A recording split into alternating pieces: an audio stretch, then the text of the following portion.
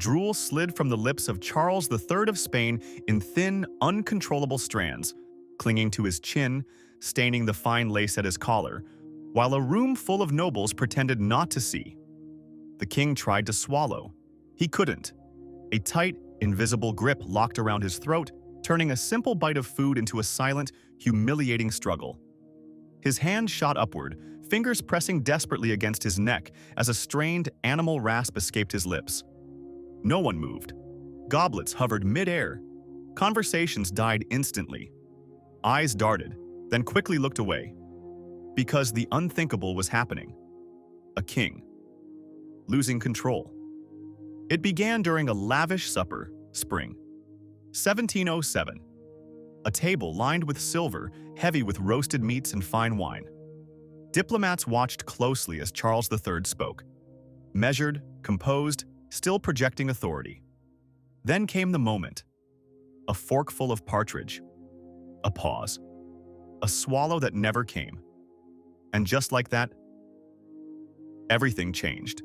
In the days that followed, the king began to choke. Again. And again. Wine caught in his throat. Broth refused to go down.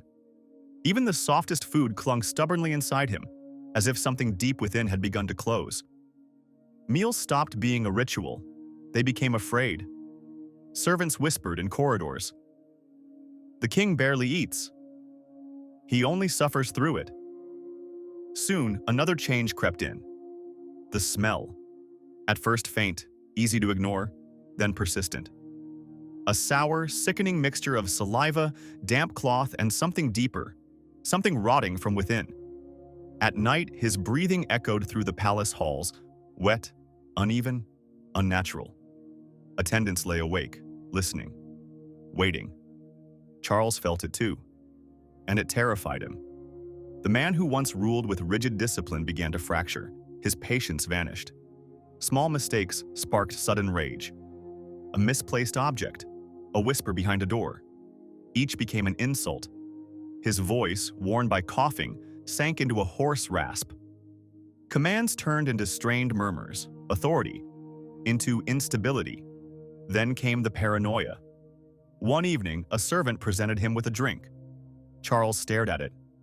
Too long, too intensely. Then, he ordered the boy flogged. No explanation, no evidence, just suspicion. From that moment on, the palace shifted. Fear replaced loyalty. Silence replaced order. Desperate to ease the tightening grip in his throat, Charles turned not to medicine, but to ritual. Choir boys were ordered to warm their cups with their breath. Priests blessed every meal. Herbs were placed beside his bed to purify the air. Holy water touched everything he consumed. Because in his mind, this wasn't an illness. It was something unseen. Something is closing in. By early 1788, the truth began to surface. A swelling appeared at the base of his neck. Small, subtle, but alive. It shifted when he swallowed. Visible. Unsettling. His body began to change. His cheeks hollowed. Dark rings settled beneath his eyes. His lips turned faintly blue, starved of air. And the smell, now unbearable. Servants covered their faces with scented cloths just to enter his chambers. Some gagged, others refused outright. Still, no one dared speak the truth. By winter, it could no longer be hidden. The swelling had grown, bulging beneath the skin, pulsing. Every attempt to swallow triggered violent spasms. Every breath scraped like something forcing its way through a narrowing passage. His bed transformed. No longer a place of rest, but a battlefield. Sheets soaked, clothes stained. The air is thick with decay. And then, the violence. One night, startled by a servant's mistake, Charles struck her across the face. The crack echoed. She collapsed. Blood on her lip. No one spoke. No one moved. From that moment on, service became survival. The tumor continued to grow, pressing deeper, crushing his airway.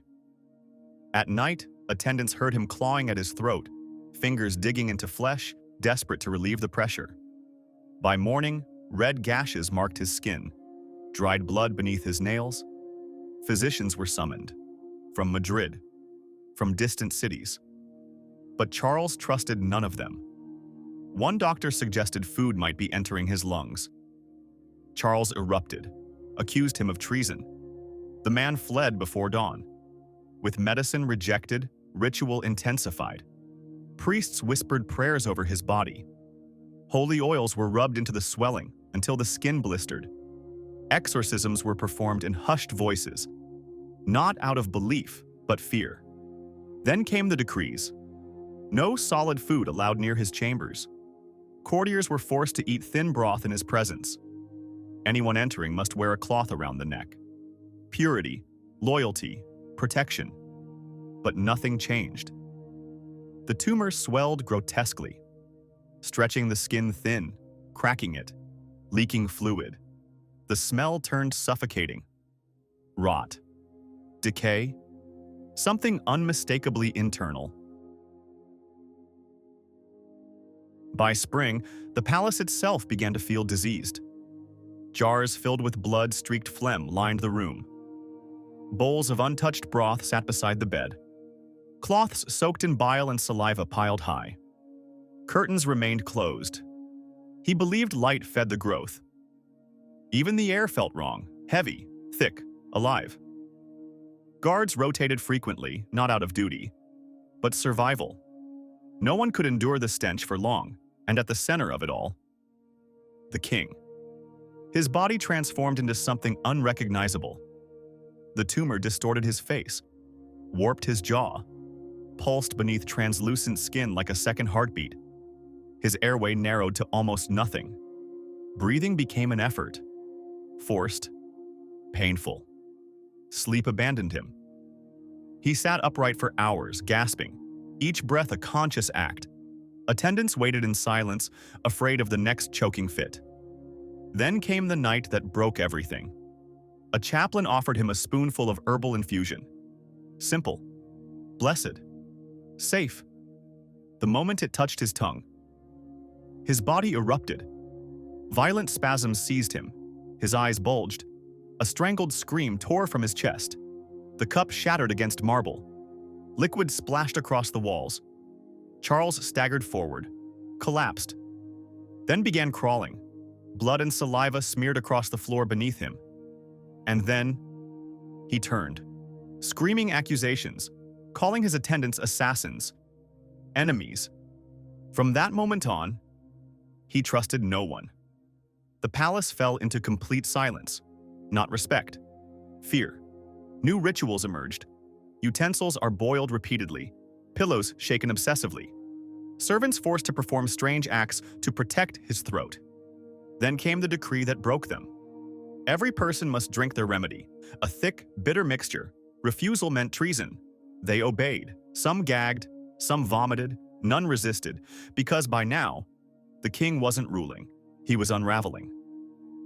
The tumor reached monstrous size. The skin split open in places. Fluid leaked slowly. The smell, unbearable. His breath carried decay. His body trembled constantly. His eyes burned with pain and suspicion. Still, he refused to accept death. By April, it had already arrived.